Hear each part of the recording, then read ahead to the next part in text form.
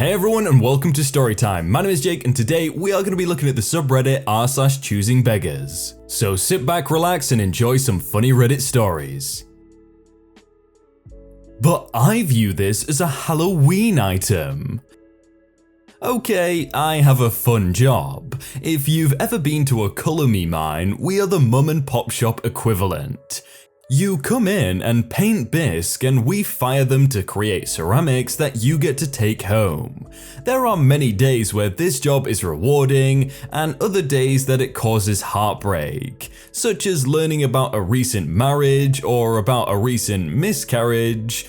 Altogether, it is rare for us to get a bad customer and we get to know them on a personal level. So when a sour customer does come in, well, they should be aware that we never forget. They're not in a giant pool of lousy customers like what you may get at Walmart. They are in a tiny handful that we can easily pick out. So if you go into a small, quaint shop, try to leave a good impression. Anyway, during all of September and the beginning of October this year, this was recent, we had all of our Halloween bisque half off. This was so we could cycle through stock and put out new ones quickly. We advertised it as a fun treat for Halloween and people ate it up. Except one woman, which, as you would assume, must be named Karen. They came in. I didn't hesitate to greet them, as was a rule for our shop. We never let a customer hang out unless there was a line. It was Karen and 3 kids, 2 being her own, 1 was a friend. Like I said, you get to know these customers on a personal level, and by the end, you know who everyone is. The most frustrating thing is that she appeared normal. A kind mother wanting to give some kids a good day. I explained how pricing works. I walked them to the Halloween items with signs on each of the shelves indicating they were half off. Then I let them know I'd give instructions when they've sat down. And those kids, they chose big items. Super detailed, tons of time to clean off the greenware kind. Greenware is the unfired clay state of the item. Let's just say it's the reason the detailed pieces get spendy. When they were settled, I waltzed over to their table and said something along the lines of, "Wow, those are some pretty big pieces you've got there. I would like you guys to know that the items on these shelves," I indicated to some medium-ish bisque that the kids tend to paint, "take about an hour and a half to paint. With that in mind, are you okay with painting these today? They are also more of our expensive pieces." I spoke directly to the mother at this point and re-emphasized how the pricing works, but more importantly, how much time would be spent. Karen said she was fine with it. She was aware they could bring back the bisque one more time without paying a studio fee. So I gave instructions and let them at it. Except they finished in an hour and a half. That always worries me too. It's their choice, their money, they'll be buying the piece. But it's always a tad disappointing to see an intricate piece be adorned with a mix of muddy colors, formed into a strange marbling look. But the kids had fun, and that's what matters. I had the bill ready for them after. It was well over $100, and we are the cheapest shop in the area, or anywhere. Usually it's around $30 for 3 people. I tell her the number, and this Karen says, no, it should be half that. I'm taken aback and I look down at my paper and at the painted bisque on the table. A giant dragon, a tall fairy, and a large gnome welcome sign. Each basically the size of my torso. I'm sorry if I didn't explain the prices well. There are 2 prices because some people buy just the bisque and don't paint here, and Karen interrupts as it goes. No, they're Halloween items. They're all half off, right? Oh, I'm sorry if I didn't explain it properly. This wall that I showed you has all of our Halloween stuff, the shelves with the signs on them. Your children grabbed from the fairy garden and fantasy sections. They don't have the deal. If need be, we can set up payments for you, because I wouldn't want to drain your wallet because I didn't explain but they are Halloween items. What? I asked, clearly dumbfounded. Karen said, I view them as Halloween items. You see, the dragon is scary like a Halloween monster. The fairy is a little girl in a costume, and the gnome greets the trick-or-treaters. They're Halloween items, hun. Hun? This lady, this Karen, has 4 shelf cases worth of things to choose from that were half off.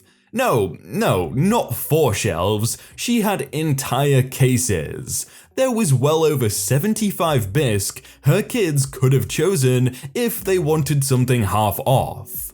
What's more, a good amount are as big and detailed as these items. I said, no, that's not how it works, and I don't appreciate you assuming such without asking me. I really don't like making my customers unhappy, but in this case, I can't give you a deal. The bisque, right next to the price, literally says no discounts. That's how it is for all pieces that are this size, besides the actual Halloween wall. Well, Karen sneered, let me speak to your manager then. I guess she didn't notice that I was the only one working during a super busy night. Not many employees are allowed to do that alone, so I said the title my boss gave me. I am the studio art director. I am in charge of the website, all social media, pictures, the kiln, the items, customers, greenware, and slip. I can do anything the boss can, as I'm her second in command. And if you want to, you can take it up with the boss, but she's even more blunt than I am. Moreover, I will be fired if I make anything half off. At that point, the other customers begin listening in. It's amazing how much of a conversation someone will miss when they're focusing on painting, but they sure begin listening when the worker is getting frustrated. And Karen noticed it too, and her know-it-all stature fell. She didn't say another word, just flicked out her card and I put my smile on again. Please sign here. Thank you. It'll be ready in 7 to 10 days.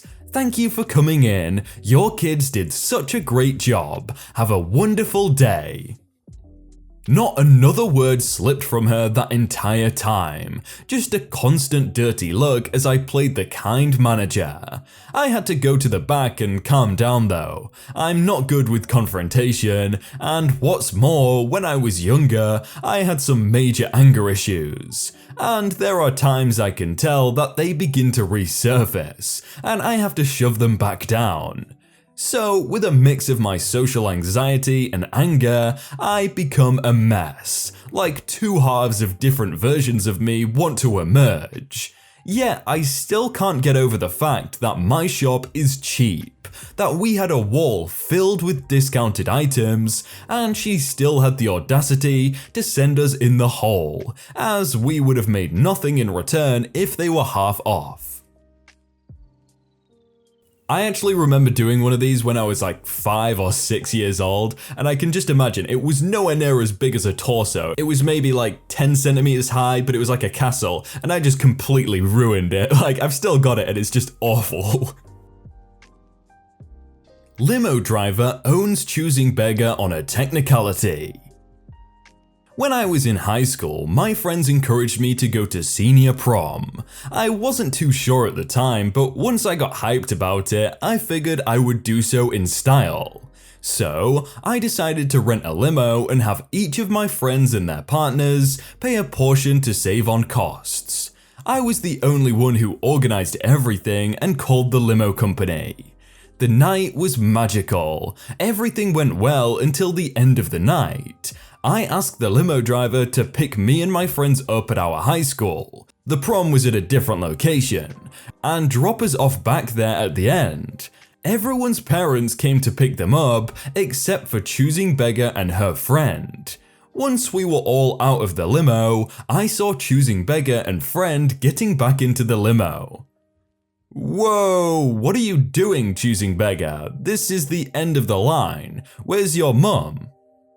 What? It's fine. My mum isn't going to be taking me home. Friend is. We're going to her car. I look around the parking lot. Well, where is her car? It's not here. It's at the Denny's downtown. We're going to have the limo driver take us there. Now, the Denny's downtown was at least a 10 to 15 minute drive from where we were, so it was no short distance. What the heck? I told the limo driver this was his last stop. You can't have him drive you out there. Why are you going out there for the car? She should have just parked here.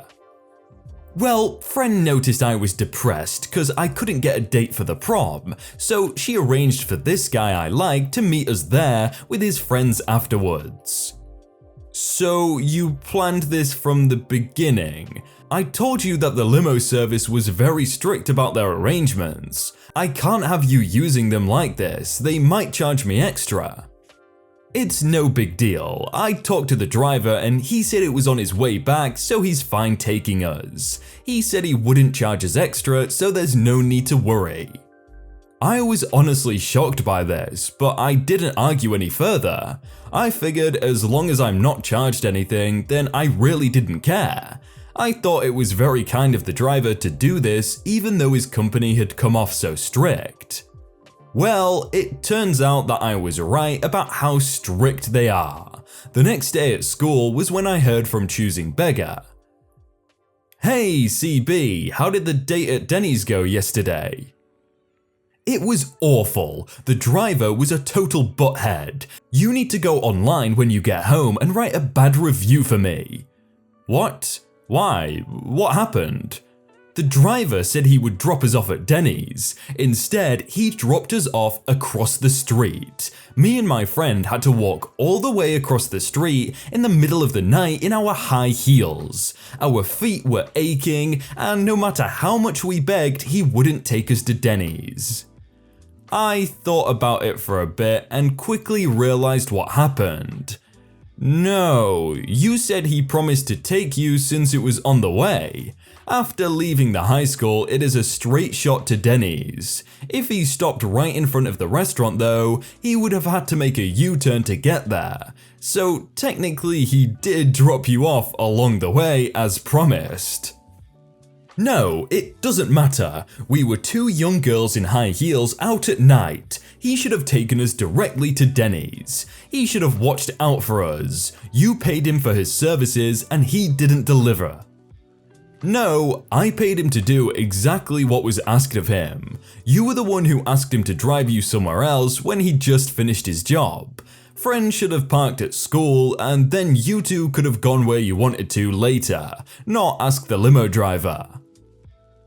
But I wanted to show up at Denny's looking good in a limo. It was prom after all. I deserved it for not having a date. Instead, I showed up looking horrible because I had to walk across the street. My friends all believe the driver did us wrong. You paid this guy for the evening and he should have done his job to the end. He didn't do his job. He deserves to be fired. Why promise to drop us off along the way and not deliver? He lied to us. You need to leave a bad review and never hire him again.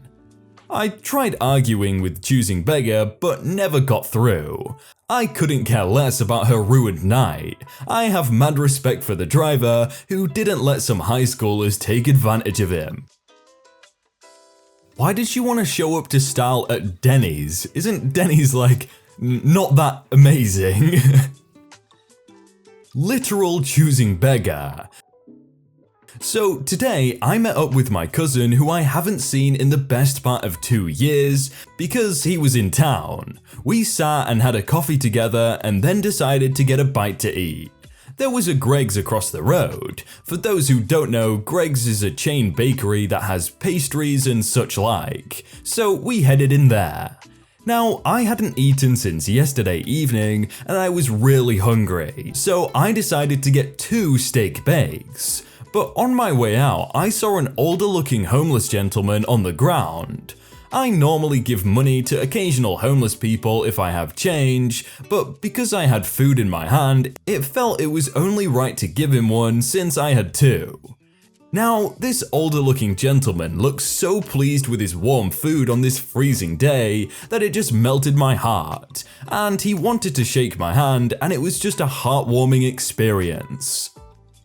When we crossed the road, we saw another homeless man, younger in years, sitting in direct sight of the other man, and I thought, I'll feel terrible later if I don't give him one too. I know, it's stupid thinking.